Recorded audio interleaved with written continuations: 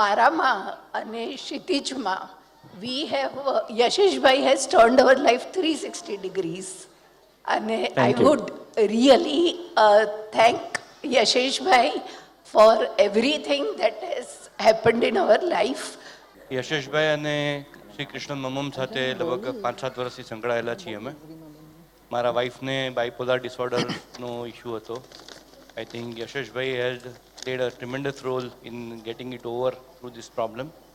મારા માટે ખાસ સન્ડેના સેશન્સ લીધા જેમણે સવારે આમ તો સન્ડેના નથી કરતા પણ સ્પેશિયલી 11 થી 1 આવીને I think she is completely out from that issue and really hard work by Yasheshbhai and huge upload to his family supporting him also. એમના ફેમિલીને અમે સપોર્ટ જોયો છે એમને. It's a very nice work done by Yasheshbhai and his team and JJ City. All the best for the next events to come. Thank you. તો મને suggest કર્યું તું સરને મળ અને હું તમને મળી અને પછી મને એમ થયું કે ના ના હું આ જીજ્ઞા નથી તો પેલી હતી કારણ કે જન્મથી 25 વર્ષ સુધી તમે જેવા કે 28 કે 30 વર્ષ સુધી હોવ એ અચાનક જ તમે ફરી જાઓ એટલે એ વસ્તુ એને ડિપ્રેશન કહેવાય. પણ તમે મને ઘણો સપોર્ટ કર્યો મને અને ખૂબ ખૂબ આભાર. અત્યારે હું તમારા જ ત્રાજવે દરેક પરિસ્થિતિઓને તોલીને આગળ વધું છું.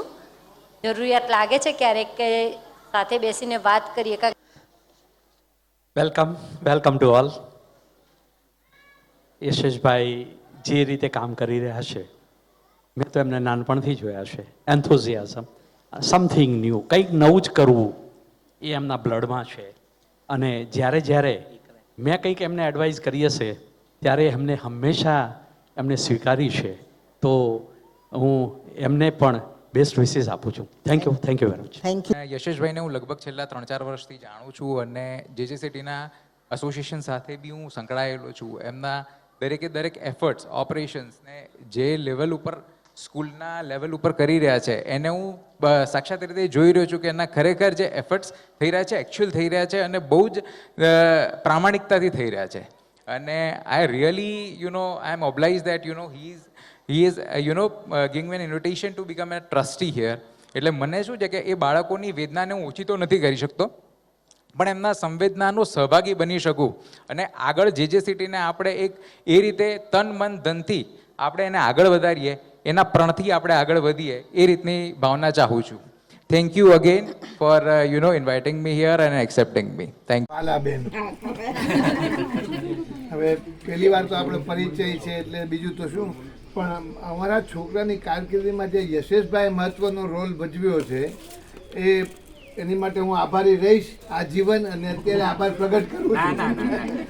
ના કારણ કે અમે જ્યારે ભાવનગરથી અહીંયા શિફ્ટ થઈને અમદાવાદ આવ્યા ત્યારે અમારી માટે તો બધું નવું જ હતું.